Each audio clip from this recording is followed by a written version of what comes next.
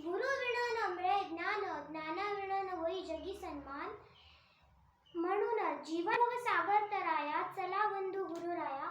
जीवन भव सागर तराया, चला बंधू गुरुराया.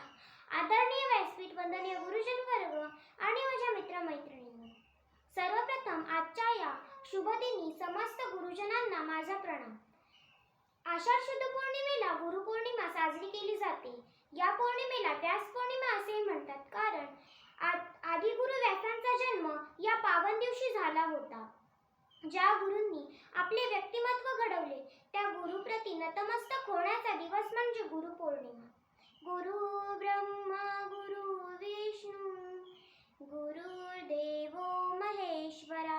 अर्थात गुरु हे ब्रह्म, विष्णू आणि महेश होय.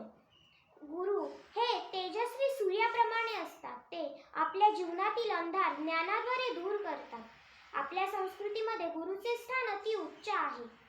कुंभार ज्याप्रमाणे मातीच्या गोळ्याला सुंदर आकार देऊन मडके बनवतो, त्याचप्रमाणे गुरु आपल्या मानवी व्यक्तिमत्वाला, आपल्या संस्कारांना आदर्श घडवतात. आपले पहिले गुरु आई वडील असतात. मात्र शालेय जीवनात आपले गुरुच आपल्याला प्रगतीसाठी नवनवीन ज्ञान देतात. आपले गुरु आपण वाईट मार्ग निवडू नये, गैरवर्तन करू नये, म्हणून काही चूक झाली तर शिक्षाही देतात. आपण आपल्या गुरूंच्या आज्ञेचे पालन करायला हवे, त्यांच्या शब्दांचा आदर करायला हवा.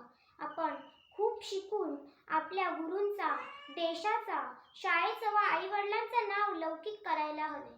धन्यवाद.